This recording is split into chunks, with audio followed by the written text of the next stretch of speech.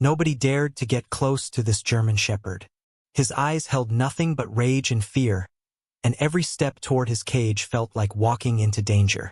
But one day, a boy in a wheelchair stopped right in front of him. His gaze was quiet but incredibly strong. He didn't see a threat. He saw pain that matched his own. In that moment, a story began that would change both of their lives forever. The long hallway at the Denver Animal Shelter was always filled with barking. But at the very end, behind the bars of cage number 14, there was only silence. That's where Rex lived. A massive German shepherd with black and tan fur. Scars covered his body, and around his neck were marks from an old chain. Nobody wanted to go near him. The moment someone took a step closer, he would jump up, bare his teeth, and let out a deep, threatening growl. On this particular afternoon, a woman named Sarah walked into the shelter. Her face showed exhaustion from years of struggle, but her eyes still held warmth and patience. She was pushing a wheelchair in front of her. In it sat her son, Ethan. He was only 9 years old, but his legs stopped working after a car crash. His body might have been broken, but his eyes carried a light that most adults had already lost. Ethan rolled slowly down the corridor. Some dogs jumped and wagged their tails, begging for attention. Others whined softly, pressing against the bars. But the boy just smiled gently, as if something invisible was guiding his eyes. And then his gaze stopped, right where everyone else was afraid to look. At cage number 14. "I want to talk to him," Ethan whispered. The shelter worker shook her head quickly. "He's dangerous. He doesn't trust anyone." But the boy only nodded. "I didn't trust anyone either, once." The wheels squeaked quietly as Sarah nervously pushed the chair closer to the cage. Rex stood up instantly. His body tensed like a coiled spring. The fur on his back stood straight up. A vicious growl rolled through the hallway, making the shelter staff freeze in place. Sarah gripped the wheelchair handles so tight her knuckles turned white. "Ethan, stop," she whispered, her voice breaking. But the boy wasn't scared. He looked straight into the dog's eyes, as if he didn't notice the fangs or the anger. And in those yellow eyes, he didn't see fury. He saw pain. "You're not mean," Ethan said quietly, almost in a whisper. "You're just scared." Rex growled louder and lunged toward the bars, slamming his chest against the metal. One of the workers grabbed a blanket to cover the cage, but Ethan raised his hand. "Don't." His voice came out unexpectedly firm. "He won't attack. He just hasn't trusted anyone yet." Everyone froze. Nobody had ever seen this dog allow anyone to come even one step closer. He guarded his food bowl like it was his last hope. But now he couldn't take his eyes off the boy. "Hello, Rex," Ethan whispered. "My name is Ethan. I know it's hard for you to look at me. It's hard for me too, looking at myself in this chair. I used to be angry. I used to be scared." Rex kept growling, but his ears twitched. For a brief moment, something different flickered in his eyes. Something fragile. "When I woke up after the accident," the boy continued, "I thought nobody needed me anymore. That I was broken." The dog's gaze softened. He was breathing heavily but no longer lunging forward. It seemed like he was listening. "Then someone told me that my heart was still whole, even if I can't walk anymore." Ethan smiled slightly. "And so is yours. You're not mean, Rex. You're just tired of being alone." The room fell completely silent. Even the dripping from a broken faucet in the corner could be heard clearly. And suddenly, Rex did something nobody expected. He stepped back, quietly lowered himself onto his paws, and rested his head on the ground.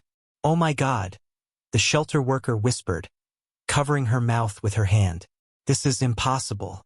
Sarah stood frozen while Ethan stretched out his trembling hand toward the bars. "I won't rush you," he said. "I'll just sit here so you know. You're not alone anymore." Rex's eyes gleamed in the dim light, and for the first time in a long while, a faint warm glow appeared in them. Ethan sat in silence. His small hand trembled just inches away from the cold metal bars. He wasn't trying to touch, just showing that he was there. Rex lay motionless. His breathing was heavy, as if every breath took effort. The scars on his face looked sharp, like a map of lived pain. You have scars too, don't you? Ethan whispered. He slowly rolled up the sleeve of his blue shirt. On his thin arm, a long scar appeared. This one is from glass. When the crash happened, the boy said almost soundlessly. But the worst scar isn't here. The worst one is when you think you're all alone. Rex lifted his head. His ears perked up cautiously. It seemed like he wasn't just watching anymore.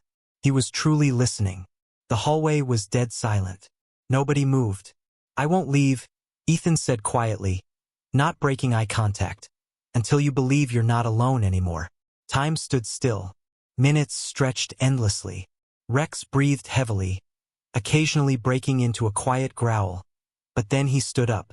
His paws trembled, as if every step was a battle with himself. The shelter staff held their breath. He took one step, then another, and found himself right at the bars. His amber eyes locked onto the small hand reaching forward.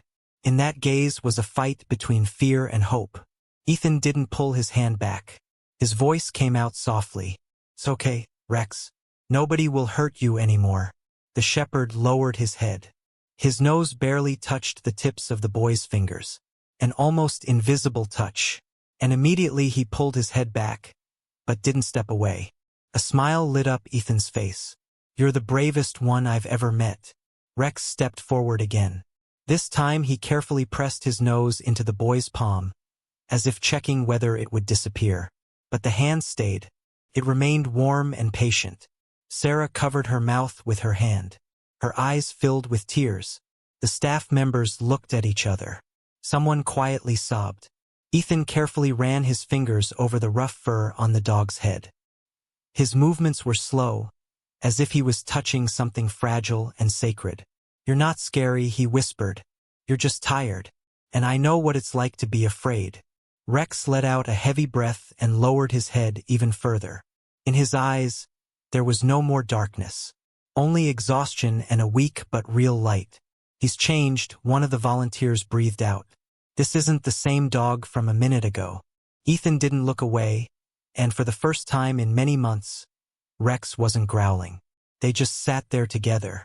Two lonely hearts that finally found each other. An hour passed.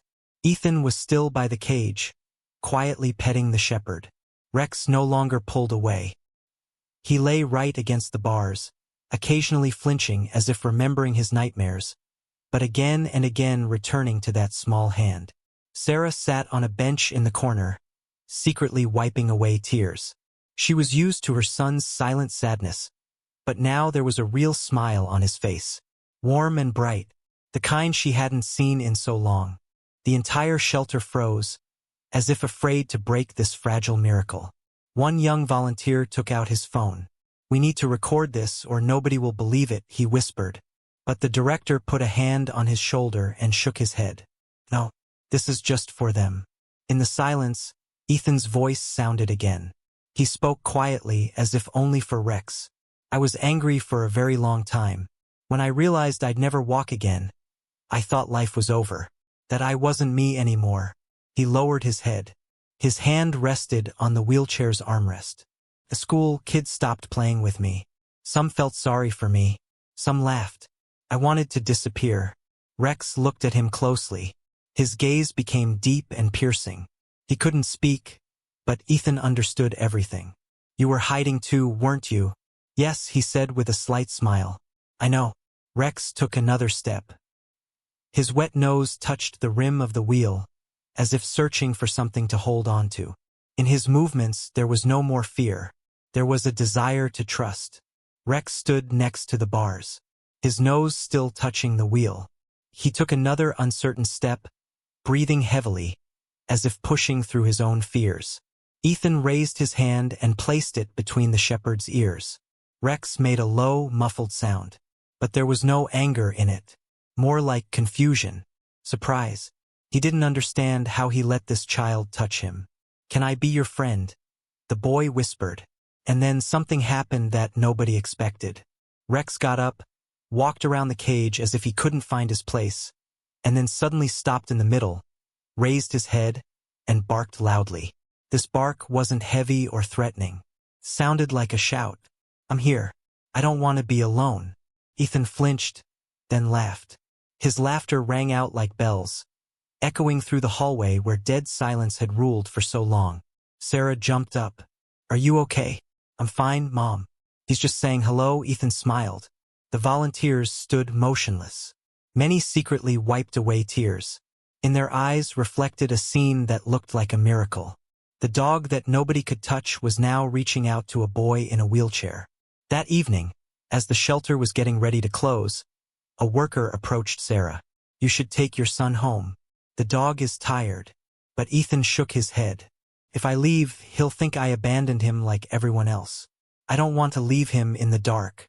The shelter manager stayed quiet for a long time, then sighed heavily. She went to her office and came back with a stack of papers. "If you're really sure, we can start the adoption process. This is a difficult case.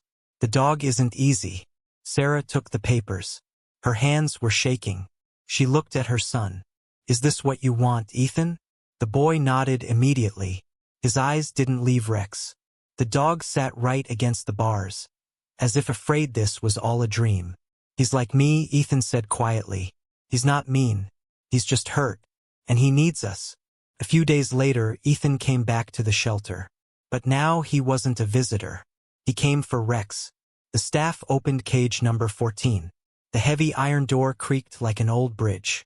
This was the first time Rex's door opened, not for a checkup or a shot, but to let him out. Everyone held their breath. Rex didn't rush out. He stood in the shadows, eyes tired and suspicious.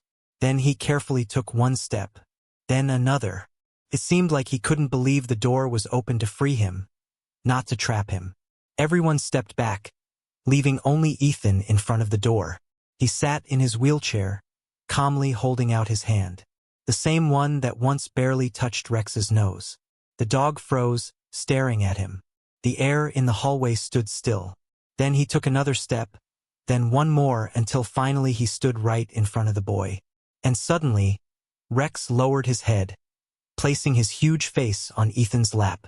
The volunteers stopped breathing. Sarah covered her mouth with her hand. Tears streamed down her cheeks. Ethan was trembling, but he ran his hand over the dog's neck.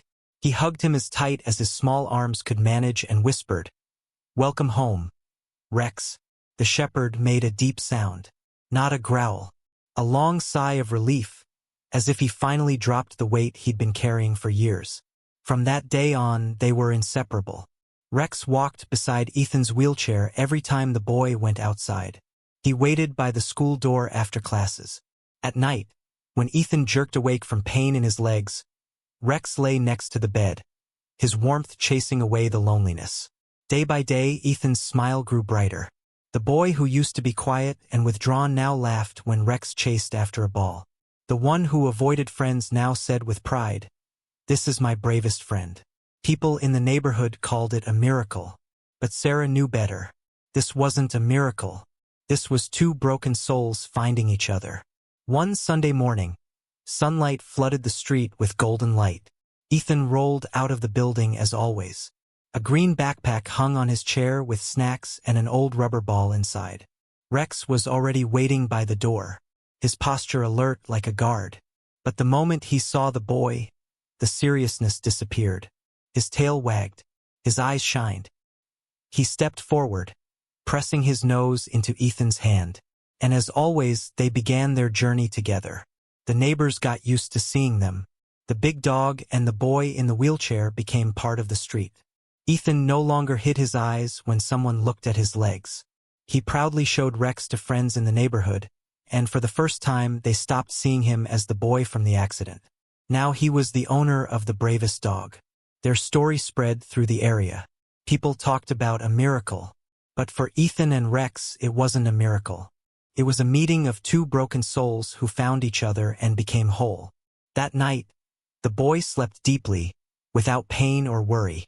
And by his bed stood a loyal friend, a German shepherd nobody could touch, until one day a small boy in a wheelchair opened his heart.